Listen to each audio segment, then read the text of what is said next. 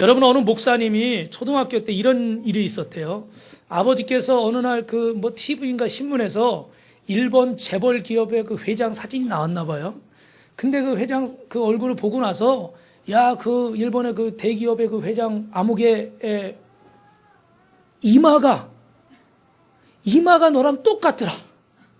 그러니까 너도 상대를 가서 사업을 하면 너도 대성할 거다.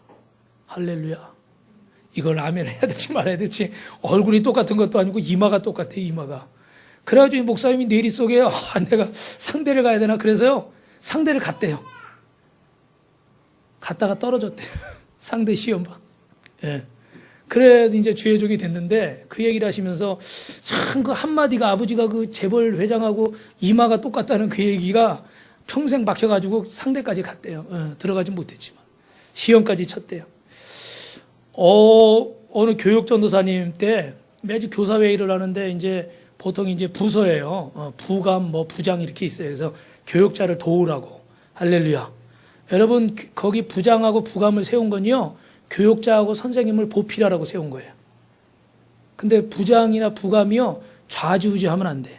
왜냐하면 제가 사역을 해보니까 이게 전도사로 1년 있을 때도 있고 2년 있을 때도 있잖아요. 근데 거기 교사는요, 보통 제가 사역했던 데는 10년, 12년 하신 분이 계셔. 그러니까 아무래도 교육자가 수시로 바뀌니까 주가 선생님이 될 수밖에 없어. 그래도 항상 선생님들은 성도는 누구를 세워야 돼요? 누구를 세워야 돼요? 주의 종을 세워야 돼요. 할렐루야. 그래, 돕는 자가 돼야지 다 끌고 가면 안 돼요. 근데 여기서 이 부감 선생님 회의를 항상 참석해서 옆에서 지켜보시는데, 한 번은 이 여잔 부감 선생님이 집사님이 계시는데, 그 앞에 청년 선생님을 쫙 쳐다보고 있어요. 회의하는데 계속 거기만 쳐다보고 있어요. 그래서 회의 끝나고 쉬는 시간인데 갑자기 그러는데, 야, 이 코가, 뭐가요? 코가. 좀 전엔 이마였는데, 이번엔 코예요.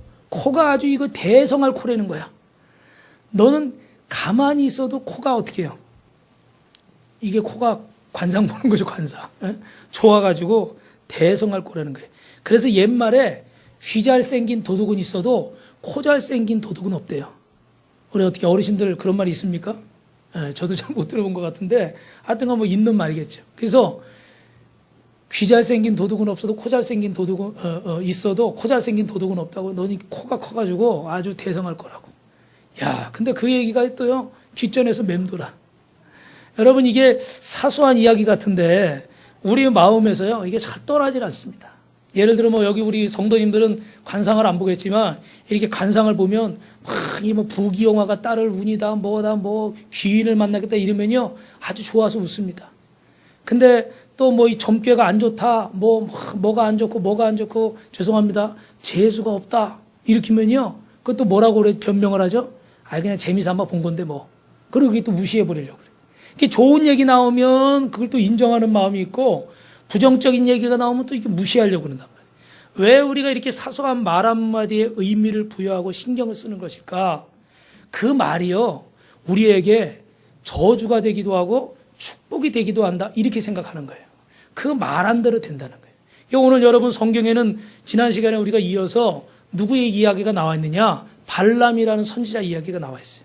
근데 이 지난 시간에 못 들은 분이어서 간단하게 설명드리면, 모압 왕이라는 발락이 그 이스라엘 백성들이 하나님의 은혜로 아모리 족속들을 물리치고 이 가나안 땅을 정복해 오는 것을 보면서 자기도 어떻게 좀 있다가는 나라를 뺏기게 생겼어요. 그래도 가서 싸워봐야 질 것 같으니까 신령한 점쟁이 선지자 하나 세워가지고 이 이스라엘 백성을 저주하면 우리가 이기지 않을까? 그래가지고 발람이라는 선지자를 돈 많이 주고요, 불러다가 탁 세웠어요. 그래가지고 이제 저주를 하게 하려고 그러는데, 하나님이 나귀를 통해서 말을 하게 하시고 그 길을 막으셨습니다. 그러나 결국은 이 재물에 대한 욕심 때문에 발람은 이스라엘 백성을 저주하는 자리에 서게 됐어요. 이게 과연 저주란 것이 무엇일까? 여러분, 오늘 저주받은 증거, 저주를 벗어난 증거가 있어요. 오늘 본문에 메소포타미아에 복수를 가했던 발람은요, 모압 왕 발락의 힘을 합쳐서 선민 이스라엘을 저주하려는 장면이 나와 있습니다. 오늘 바로 이 장면을 통해서 여러분, 2번에 걸쳐서 저주를 하는데 실패로 돌아가요. 왜 실패로 돌아갔는가? 한번 따라합니다. 하나님의 강권적인 역사. 하나님의 강권적인 역사 때문에요, 이 저주가 실패로 돌아갑니다. 여러분, 발람의 마음에는요, 발락 왕의 돈을 지금 받아야 되기 때문에 저주를 하면 자기가 이득이에요. 그죠? 그러니까 빨리 저주해서 이득을 챙기고 싶은 거예요. 그런데 이 저주를 하려고 입을 열었는데 저주가 나오지 않고 축복이 나오는 겁니다. 여러분, 이건 누가의 개입이십니까? 하나님의 개입이신 줄로 믿습니다. 그래서 여러분, 우리가 본문을 통해서 분명히 깨달아야 될 건 뭐냐? 한번 따라합니다. 하나님의 백성은 저주가 통하지 않는다. 여러분, 근본적으로 왜 그럴까요? 근본적으로 예수님의 십자가, 예수님의 보혈 때문인 줄로 믿습니다. 혹시 여러분 누군가에게 뭐 정죄를 받는데, 아니면 손바닥을 보는데 뭐 연애운이 어떻고 결혼운이 어떻고 성공운이 어떻고 막 귀가 어떻고 코가 어떻고 눈이 어떻고 이런 얘기 막 들으시면요, 한 100명의 점쟁이가 와서 함께 저주해도 염려하지 마시길 주님의 이름으로 축원합니다. 왜요? 아멘 소리가 작아요. 염려하지 마시길 주님의 이름으로 축원합니다. 왜 그럴까요? 하늘의 모든 권세와 이 세상의 주관자들과 악의 영들은 다 누구의 손 안에 있습니까? 하나님의 뜻 안에 있는 줄로 믿습니다. 천지를 창조하신 만물을 주관하시는 여호와 하나님이 우리와 함께 하시는데 우리가 누굴 두려워하겠어요?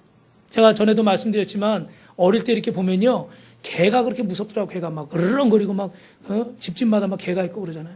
그러면 이렇게 지나가야 되는데 심부름 가다가도 그 무서운 개가 있으면요, 멀리 돌아서 갔던 기억이 나요.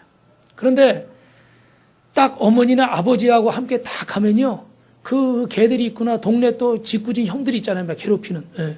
그런 형들이 있으면요, 전에는 무서워서 막 피해가고 이렇게 겁을 먹었는데 어머니 아버지가 옆에 탁 계시면요, 어떻게 하고 가요? 제가 한번 했는데 기억하십니까? 메롱하고 가요. 메롱. 그러면 막 그냥 이 약 올르니까 막 쫓아오고 싶어도 이 동네 형들이요, 이식을 못 와요. 왜 그럴까요? 주여, 뭔 생각하고 계세요? 왜 그럴까요? 어머니 아버지가 계시니까. 당연한 얘기 아니에요, 그죠? 이 사단이 누가 아무리 저주를 한다고 할지라도 우리 하나님 천지를 창조하시고 만물을 주관하시는 하나님이 함께 하시기 때문에 오늘 저와 여러분은 흔들리지 않을 줄로 믿습니다. 여러분 23절 읽어보세요. 시작. 야곱을 해할 점술이 없고 이스라엘을 해할 복술이 없도다. 할렐루야. 8절 읽어봅니다. 시작. 하나님이 저주하지 않은 자를 내가 어찌 저주하고 여호와께서 꾸짖지 않은 자를 내가 어찌 꾸짖겠느냐. 할렐루야. 여기 23절에 야곱을 해야 할 점술 때, 야곱은 이스라엘 백성 선민을 말하는 거예요.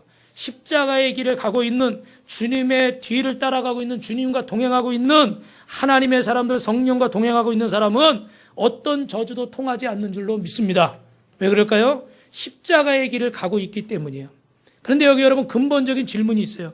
중요한 얘기입니다. 참된 복을 모르는 자들이 있고 참된 저주를 알 수가 없어요.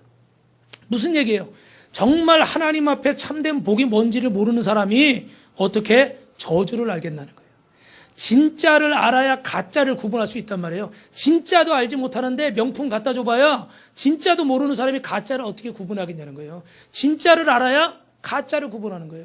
하나님이 주시는 복이 뭔지도 모르는 사람이 무슨 일이 생기면 아, 이게 저주구나, 이게 복이구나, 이런 생각을 할 수가 없다는 거예요. 사랑하는 성도 여러분, 우리 빛가서 공교회 성도 여러분은 참된 복을 알고 계십니까? 가끔 저는 여러분 뵈면요, 참 감사해요. 너무나 막 열심히 신앙생활 하시니까.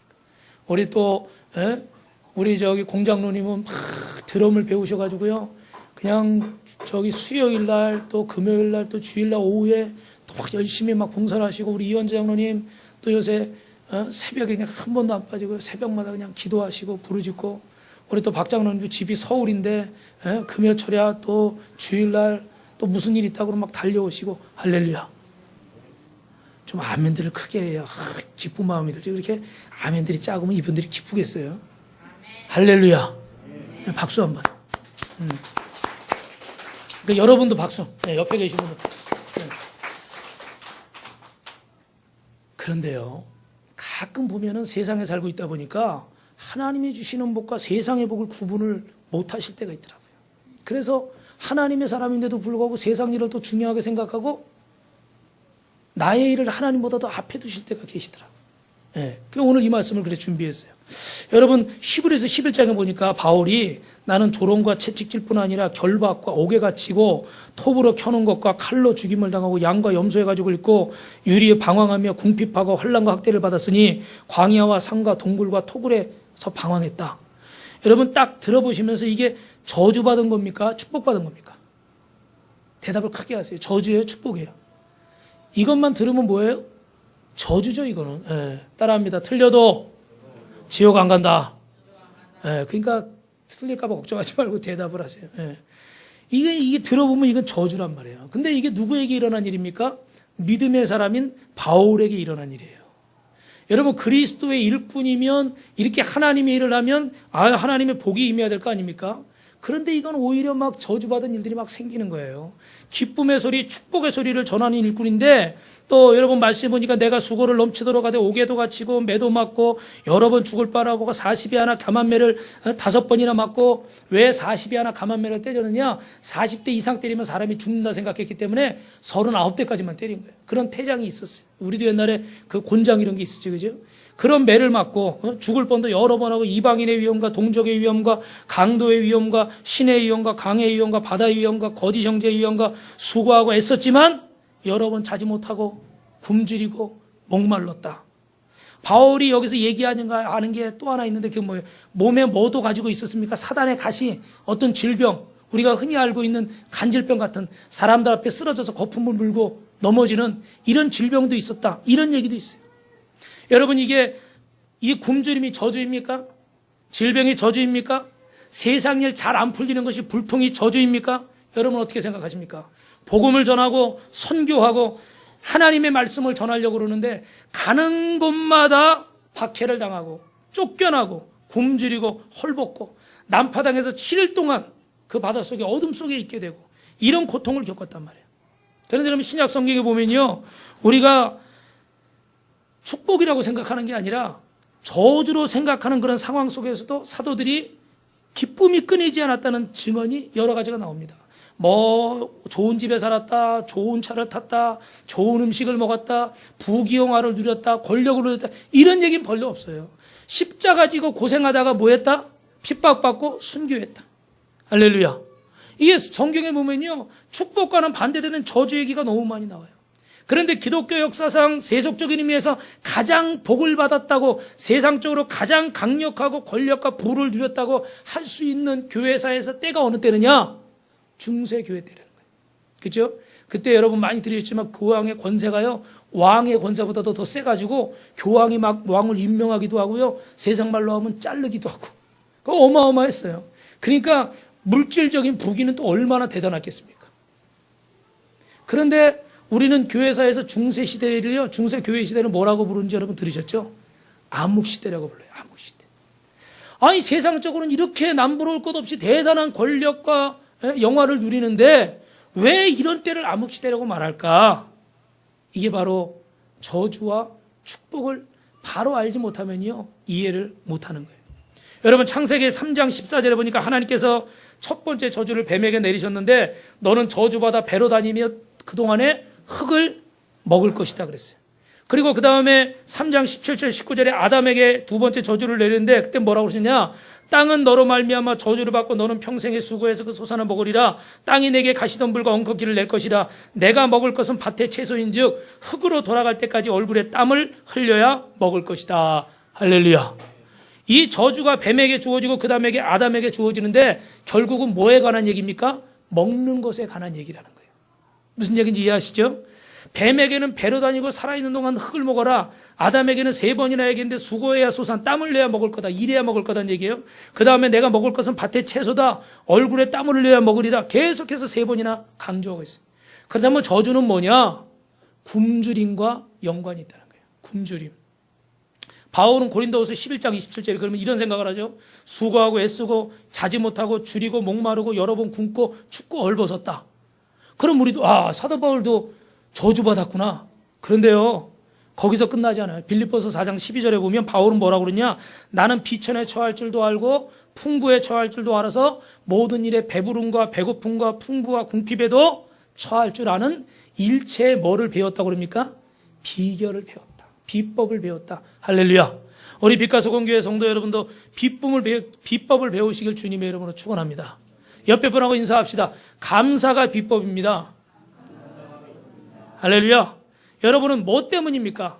이 사람의 굶주림의 저주가 왜 저주냐?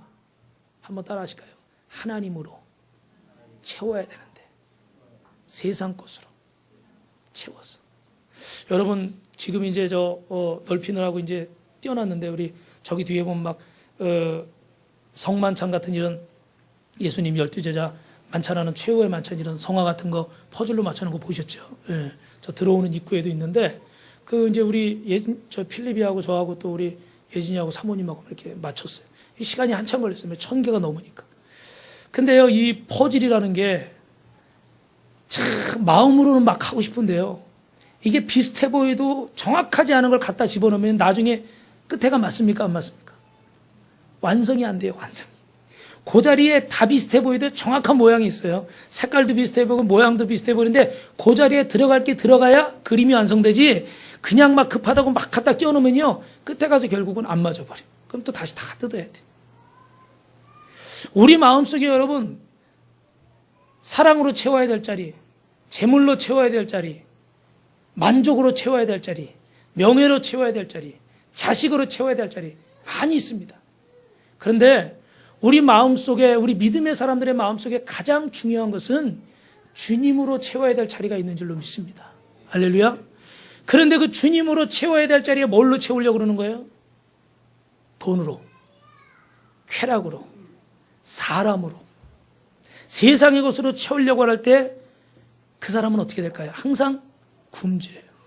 우리 보통 젊은 사람들은 모르겠지만 어른들이 그런 말씀 많이 하죠. 밖에 나가서 뭐 점심이나 뭐 음식 사들고 들어오면 금방 배가 고프다고 그래. 왜요? 밖에 밥은 막 그냥 뭐 잘은 모르겠지만 이렇게 여자분들이 하는 얘기가 있어요. 그래도 집밥을 먹어야 속이 든든하다. 그런 얘기를 해요. 맞습니까? 틀립니까? 그죠?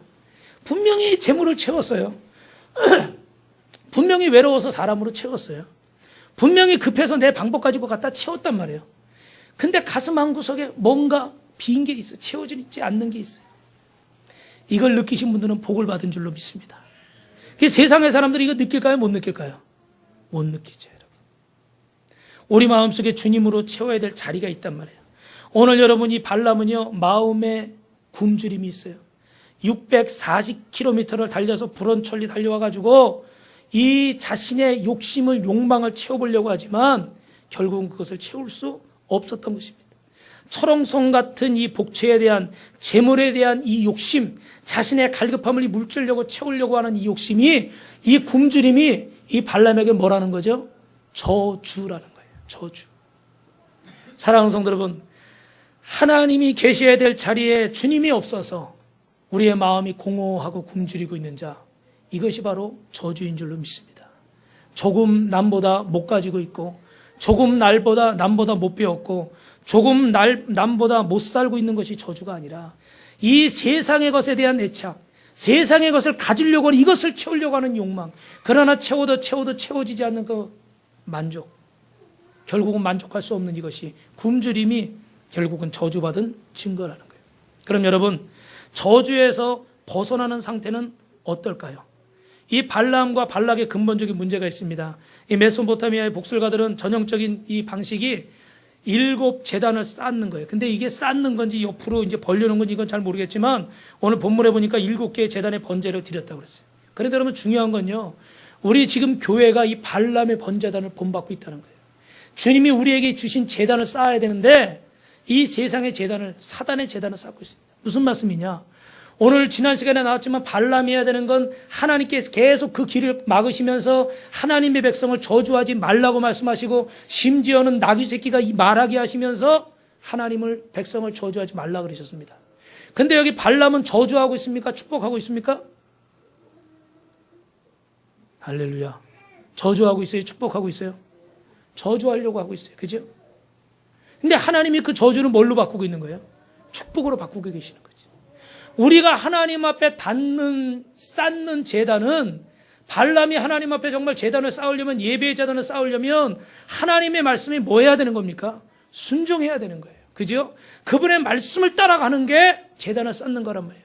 그런데 자신이 재물에 대한 욕심 때문에 하나님 앞에 제단, 순종의 제단을 쌓지 않고 겉으로 보이는 7개의 제단을 쌓으면서 하나님 앞에 예배하는 척, 하나님 앞에 기도하는 척, 하나님 앞에 봉사하는 척, 하나님 앞에 헌신하는 척, 하나님 앞에 믿음 있는 척 하고 있다는 거예요. 우리 신약 성경에 비슷한 말씀 있잖아요. 형제하고 싸우고 막 미워하는 감정 가지고서 나와서 예배하는 거 하나님 기뻐하시니까 먼저 가서 뭐 하라고 그래요? 화해하고 오라고 하잖아요. 그죠? 똑같은 말씀이에요. 저주가 뭔지 축복인지를 모르고 복만 받기 원해요. 그러니까 우리 교회 안에 흔히, 저도 가끔 사용한 말이지만 충성 봉사하면 하나님께 복을 받습니다. 아니요. 순서가 바뀌었어요. 한번 따라 하십니다. 복 받았기 때문에 충성 봉사할 수 있습니다. 내 마음대로 다 해놓고 충성만 하면 복 받는가? 그게 바로 된 축복이 아니라는 거예요. 하나님의 은혜로 우리가 구원받고 십자가의 은혜로 새 생명 얻었기 때문에 그 은혜 감사하고 감격해서 하나님 예배하고 찬송하고 기도하고 헌신하고 아멘할 때까지 할 거예요. 봉사하고 할렐루야. 이번 주에 새벽 기도 저녁 기도 나오시길 주님의 이름으로 축원합니다. 근데 그 마음이 어디서 나온다는 거예요? 내가 요거해서 잘 보여야지, 요거해서 복 받아야지 아니라는 거예요. 이미 하나님이 주신 은혜가 감사해서 하나님 앞에 충성하고 봉사하게 된다는 거예요. 그런데 그렇게 하면 하나님이 더 이뻐하실까요? 미워하실까요? 아, 왜 대답들을 안 하시고 오늘 이렇게 미워하실까요? 이뻐하실까요? 이뻐하시죠. 그러니까 그 위에 복을 더 주시겠어요? 안 주시겠어요? 주신다는 거예요. 근데 축복의 시작은 뭐라고요? 순종이란 말이에요. 하나님 말씀대로 제단을 쌓는 게 축복의 시작이고 그것이 쌓여져야지. 발람처럼 하나님의 말씀은 세상의 것으로 채우려고 거부하고 불순종하고 나서 세상 제단 쫙 쌓아놓고서 하나님 복 주십시오. 거짓말하고 있는 거예요. 사기치고 있는 거라는 거예요. 이런 신앙의 생활을 계속해서 살아서는 안 된다는 게 오늘 우리가 성경이 우리에게 주시는 말씀, 성령이 우리에게 주시는 말씀인 줄로 믿습니다. 사랑하는 성도 여러분, 세상에 대한 우리가 집착이 있어요. 항상 말씀드리지만 여러분 돈 많이 버십시오. 또 아멘 안 하네. 돈 많이 버십시오. 좀 많이 좀 보세요. 맨날 뭐 안 됐다, 뭐 했다, 뭐 했다 이러지 말고 돈도 많이 버시고 출세하시고 성공하시기 바랍니다. 근데 첫째는 뭐가 된다는 거예요? 하나님 앞에 먼저. 하나님 앞에 먼저 제단 쌓고 그리고 하나님이 주시는 복을 받으시라는 거예요. 근데 하나님의 것은 뒤로 하고 예배는 하나님 말씀은 다 뒤로 해버리고 내 거 먼저 쌓아놓고 나서 이렇게 하면 복 주겠지. 아니요. 여러분이 지금 아무리 잘 나가고 좋은 집에 살고 좋은 차를 타고 아무리 대단한 권력을 가지고 계시도 분명히 말씀드립니다. 하나님 앞에는 헛된 것입니다. 말씀, 마지막 말씀이에요. 한번 따라합니다. 원수의 사정거리. 이 원수의 사정거리라는 건 그냥 쉽게 원수가 내게 해를 끼칠 수 있는 그런 사정거리를 말하는 거예요. 그게 좀 어려운 얘기지만 여러분 짧게 말씀드리면 미국의 문화인류학자인 에드월드 홀이라는 사람이 있는데 이 사람이 사람의 친밀감을 연구해서 문화인류학적인 차원에서 공간 개념을 정리했어요. 좀 더 쉬운 말씀으로 드리면 예를 들면 이런 거예요. 동물을 예를 들어서 사슴이 이제 풀을 뜯고 있는데 저기 사자가 있어요. 근데 사슴이 사자를 보고 도망가야 되지만 도망을 안 가는 거리가 있어요. 그게 뭐냐면 사슴이 쫓아왔을 때 어느 정도 이 정도면 도망갈 수 있겠다 그런 거리, 경계만 하면서 서 있는 거리가 무슨 거리냐면 경계의 거리라고 그래요. 네. 그런데 이 사자가 성큼성큼 다가온단 말이에요. 그럼 사슴이 불안하잖아요. 그죠? 그래가지고 이제 그 거리가 줄어들었으니까 그 거리만큼 다시 늘리기 위해서 조금 더 몇 발짝 더 후퇴를 해요. 그게 무슨 거리? 도주의 거리. 이제 도망하려고 준비해 놓은 거리예요. 근데 이제 사자가 너무 가까이 와가지고 잡혀먹게 생겼어요. 그럼 당장 내 눈을 벌써 나에게 달려들어요. 그러면 막 그걸 막 뒷발질하면서 자기 목숨을 구하기 위해서 막 노력을 해야 될 거 아닙니까? 그죠? 그거를 이제 전문 용어로 임계거리라고 해요. 임계거리. 여러분, 이 본문을 통해서 우리에게 이 발람이 발락에게 통해서 발락에게 부탁을 받고 저주를 막 한단 말이에요. 그죠? 근데 이 저주가 우리에게 오는 경계거리가 있을 거고 도주거리가 있을 거고 임계거리가 있을 거예요. 이해되시죠? 그죠? 예. 그러면 과연 우리는 어떤 장소에 처했을까? 오늘 여러분 읽진 않았지만 이제 두 번째 부분에서는 첫 번째 저주가 실패하니까 발람이 아주 주도면밀한 사람이에요.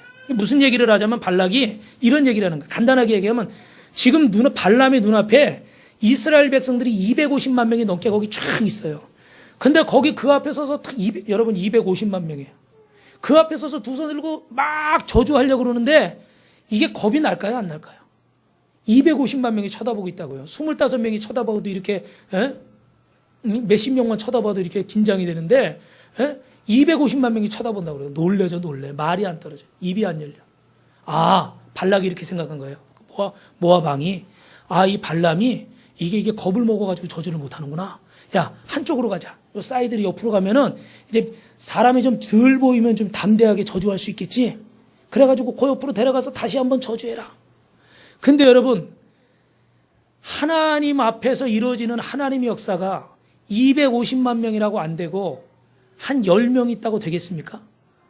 여러분, 하나님의 품을 벗어날 수 있어요? 하나님의 뜻을 벗어날 수 있습니까? 하나님이 아니라고 말하는데 사울처럼 점쟁이한테 가가지고 날 축복해 주셔. 되겠습니까? 안 되겠습니까? 안 되는 거예요. 성경이 뭐라고 그래요? 내가 곧 길이요 진리요 생명이니 나로 말미암지 않고는 아버지께로 올 자가 없느니라. 우리에게 구원받은 구원받을 이름 중에 천하 모든 것 중에 그 이름밖에 주신 일이 없어요. 그래서 우리가 10몇 년 전에 20년 여러분 많이 들으시지만 종교다원주의, 여기도 구원 있고 저기도 구원 있고 캐톨릭이랑 신부랑 뭐 저기 중이랑 뭐 개신교 중에 이상한 사이비 목사랑 막 합쳐가지고 그런 모임들이 있었어요.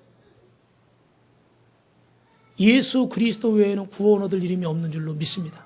우리 요한복음 14장 6절에 분명히 말씀하고 있어요. 4장 16절인가요? 분명히 말씀하고 있잖아요.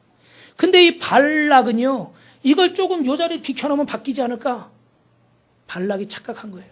하나님은 천주를 창조하시고 만물을 주관하신 유일하신 하나님이에요. 믿음의 사람에게 예외의 지역은 있습니까? 없습니까? 없습니다. 어떤 자리에 서 있으면 저주를 받고 어떤 자리에 서 있으면 축복을 받고 있습니까? 없습니까? 없습니다. 딱 하나 있다 그러면 살아계신 하나님을 믿고 십자가의 길을 가는 자는 하나님의 복이 임할 줄로 믿습니다. 그러나 불순종의 길을 간다면 그건 저주의 길이 되겠죠. 우리 믿음의 사람은요, 발람이 이쪽에서 한다고 저주를 받고 저쪽에서 한다고 저주를 안 받는 게 아니에요. 어떤 상황, 어떤 형편에서도 처음에 말씀드린 것처럼 오직 우리의 사정거리는 하나님 안에 있는 줄로 믿습니다. 하나님 안에 있는 것이 경계거리고 도주거리고 임계거리예요. 사람은 상황에 따라서 형편에 따라서 그 축복의 길이 되기도 하고 저주의 길이 될 수도 하고 성공의 길이 될 수도 있고 실패의 길이 될 수도 있지만 하나님 앞에 있는 사람은 절대 실패의 길이 없는 줄 믿습니다. 저주의 길이 없는 줄 믿습니다. 할렐루야. 그런데 그 축복의 길에 서는 것이 어떻다는 거예요? 축복의 길에 서는 것은 바로 하나님의 뜻 안에 서는 거예요. 여러분, 이제 말씀을 마지막으로 정리하면 발람에게 저주의 말을 못하게 하신 분이 결국 누굽니까? 하나님이시라는 거예요. 그러니까 우리는 그분의 뜻 안에만 있으면 저주는 신경 쓸 필요가 없습니다. 예를 들면 여러분 피부에 와닿게 한번 얘기할게요. 예를 들어 유산 상속 문제가 있다고 그러자고요. 근데 뭐 형이나 동생이 유산을 다 가져갔습니다. 여러분, 이게 축복입니까? 저주입니까? 인간적으로 생각하면 저주죠. 그러나 하나님 앞엔 축복인 줄로 믿습니다. 이 천국의 가나안 복지에 들어가는 성도가 되려고 그러면 내가 돈을 누가 사기쳤어요. 그런데 여러분, 이렇게 생각하셔야 돼요. 이 돈이 나에게 있으면 내가 죄 짓게 되고 독이 될 거였기 때문에 하나님이 물질을 잃어버리게 하셨구나. 이 돈 때문에 내가 하나님과도 멀어질까 봐 하나님이 어떤 사람을 통해서 옆 사람 악역을 담당하게 해가지고 이 돈을 나에게 걷어가셨구나. 할렐루야. 할렐루야. 아멘이 나오십니까? 나와야 돼요. 아멘. 아멘이 나와야 돼요. 사기당해서도 아멘이 나와야 돼요. 솔직히 말씀드리면요, 내가 하도 이 물질을 붙잡고 있으니까, 하도 이 내가 명예를 붙잡고 있으니까, 하도 이 내가 세상의 쾌락을 못 놓고 있으니까 정신 좀 차려라. 너 천국 가려면, 사명 감당하려면 그래서 되겠냐? 김 목사, 너 그래서 목회하겠냐? 그래서 걷어가시는 거예요. 그냥 내버려두면 어디로 가는 거예요? 발람처럼 저주의 길을 가는 거예요. 사랑하는 성도 여러분, 돈뿐이겠습니까? 명예도 있고 권력도 있고 쾌락도 있고 너무나 많죠. 우리는 일단 빼앗기면요, 아깝죠. 근데 이왕이면요, 죄송한 말씀이지만 좀 있을 때 스스로 하나님 앞에 건강 있을 때 봉사하고 재물 있을 때 좀 헌신하고 재능 있을 때 좀 섬기고 얼마나 좋아요. 할렐루야. 또 어려운 사람도 도와주는 데 됐어. 근데 너무 죄송하지만 집착하니까요, 하나님이 정신 차려 가져가신 거예요. 제가 그 말씀 드렸죠. 시간 많이 가서 죄송한데 이 말씀 드려야 되겠네. 어느 여자분이 구역 식구인데 막 평상시에도 뺀질뺀질하고 구역 예배 잘 안 나오고, 그 구역장에 소문을 들으니까 개놀이를 했는데 개주가 도망갔다는 거예요. 그래서 깜짝 놀라가지고, 야, 이거 이제 그렇잖아도 구역 예배 안 드리는데, 이게 우리식으로 하면 이제 목장이겠지, 목장 모임이겠죠. 아, 이게 어떡하나, 이제 큰일 났다 그러고 몰래 가가지고 그 집에 몰래 가봤어요. 그랬는데 막 찬송 소리가 나오더래요. 흥얼흥얼. 그래서 깜짝 놀라가지고 문을 열어보니까요, 빨래를 하면서, 오래된 얘기예요. 빨래 막 하면서 찬송을 부르고 있더래요. 그래가지고 아무개 엄마, 아무개 집사, 이거 어떻게 된 거야? 이렇게 됐다며. 그랬더니 알고 보니까요, 장로님 따님이더래. 그래가지고 어릴 적엔 신앙생활 열심히 했는데 이제 시집가고 막 결혼해서 살다 보니까 하나님과 멀어져가지고 뺀질뺀질하게 그렇게 살았던 거예요. 근데 개돈 딱 뜯기는 순간에 누구의 음성으로 들은 거예요? 하나님의 음성으로. 아, 하나님 앞에 내가 믿음을 회복해야 되겠구나. 첫사랑을 회복해야 되겠구나. 여러분, 건강 잃어버린 게, 재물 잃어버린 게 저주입니까? 축복입니까? 축복이라는 거예요. 발람의 입장에서 보면 저주일지 모르지만 하나님의 백성에게서 보면 이게 축복이라는 겁니다. 어제 극동방송 듣는데 어느 목사님이 간증을 하는데, 저는 어제 이게 기억에 남는 게 뭐냐면 깜짝 놀랐어요. 목사님이 자기 이혼한 얘기를 설교하는 건 제가 처음 들은 것 같아요. 저도 목회를 오래 했는데 설교도 많이 들었는데요, 목사님이 자기 이혼한 얘기하는 간증은 제가 못 들은 것 같아요. 근데 막 이렇게 해가지고 하다가 이렇게 해가지고 이혼을 했다는 거예요. 그래가지고 50 초반 중반이었는데 교회도 사임하고, 그런 기도 가가지고 혼자 앉아가지고 비가 추적추적 오는 날 눈물을 흘리면서 하나님, 막 죽고 싶은 생각이 들더래요. 낙심이 돼가지고 이제 내 인생 망쳤습니다. 이 나이에 이혼하고 교회도 사임하고 나 이제 뭐하고 삽니까? 어떻게 삽니까? 그리고 막 울었대요. 근데 옆에서 누가 툭툭 치더래. 근데 보니까 방 안에 혼자 있는데 누가 툭툭 치더래. 보면 아무도 없고.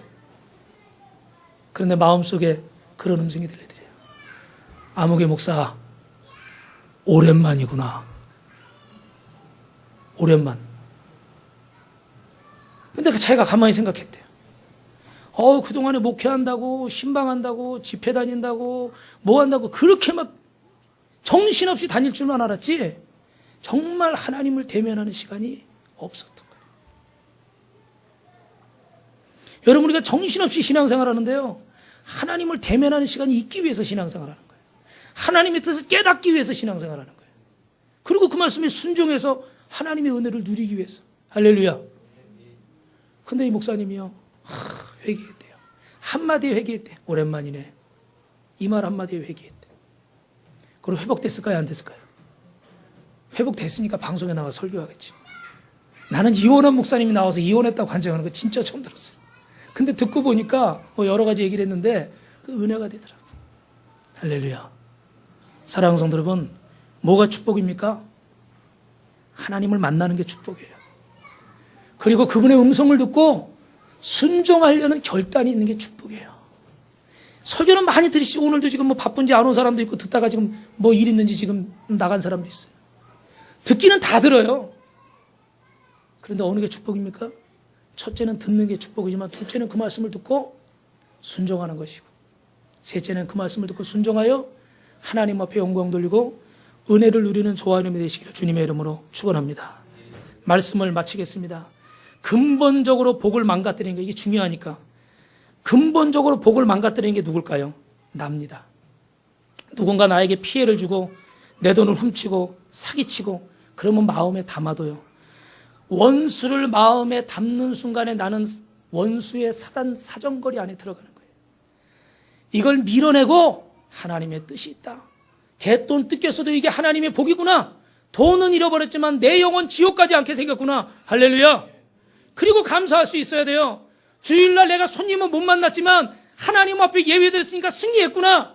10만 원 손해보고 100만 원 손해보고 1000만 원 1억을 손해봤어도 내 영혼 구원받았으니까. 상사한테 잘 보여서 진급은 못하게 됐어도 내가 하나님 앞에 믿음을 지켰으니까 승리했구나. 이렇게 생각하셔야 돼요. 그게 승리예요. 그게 축복이에요. 축복을 아는 자는 저주를 물리칠 줄 믿습니다.